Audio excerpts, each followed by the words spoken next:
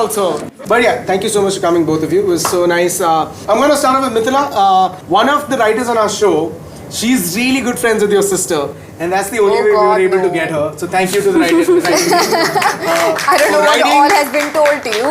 Yeah. What's the age difference between you and your elder sister? 7 years. 7 years? Oh, wow. Same here. Like my elder brother is also like 79 born, I'm 87 born. So that's an 8-year difference. And you have a 7-year distance. Was she like more motherly to you than mom herself? Yeah, she was. I think she always wanted a younger sibling. So she was quite excited to actually have, like, when my parents had me, she was like, oh, I have a toy to play with. Except then I became the younger sibling and everybody started favoring me. So then I don't think that was a favorite part. You're a younger sibling who agrees to the fact that you got favored.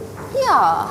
As a kid, I have always been favored. Then when now I think I feel more protective about her, so then the roles have changed. You were more motherly, man.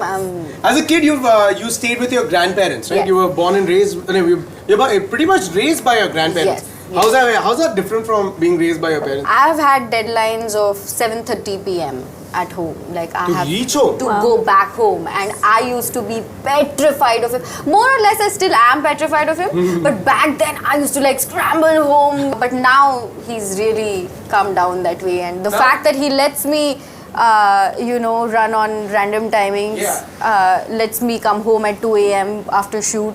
Nice. I think. Just to remind, it's 11. There you go. It is way past your bedtime. It's way past your bedtime. Okay, good. What do you tell your grandfather, that you're coming for a shoot, or did you say that? No, now he knows. So now it's cool. I mean, it's been. If you told your grandfather I'm going for a shoot, I'll feel legit. No, you are legit. Hey, thanks, yeah. Okay, fine. Yes! Thank you. Now you both are equal, though. Shirley, you were born and raised in Auckland. I was actually born in Daman. Have you heard of Daman? Yes, Daman and Diu. Yeah. The music composers. Of course. No, Daman and Diu sounds like music composers. The Union Territories of India. Yeah. I know. And you know that it's not together. So लोगों को लगता है कि Daman and Diu are like both together, but they're not. They're actually very far. Like I've never been to Diu. What's in the middle? And? I feel. It's actually Gujarat. So you were born in Daman, but you were raised in Auckland. Yes.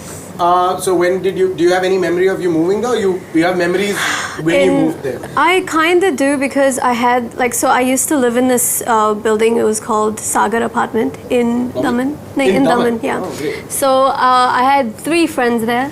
And all 3 of us were like super close friends, and अब तो सब अलग-अलग cities में रहते हैं, but we're still really close.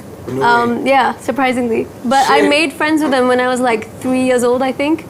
So I mean, I was super attached to them, and that moment when I found out that I'm moving to a different country, it made me feel like, oh no. Okay. What am I'm losing out on my friends. I mean, obviously I didn't know what I was gonna experience in Auckland? In Auckland, yeah. For a second, I felt like this is therapy, and I was like, please tell me more. But like, this is also at a time this is the pre-Facebook, pre-WhatsApp generation. Yeah, I was in fact going to say that it's quite commendable to have been in touch at like 3 years old. Exactly. And you still have friends? Are you still are you still in friends? No, that's hard. No, but given the schedule that we have, like it's difficult. I can say I probably don't have a social life. What? You have a social media life but no social life? I have a social media life but no social life. You have 2.5 million followers on Instagram.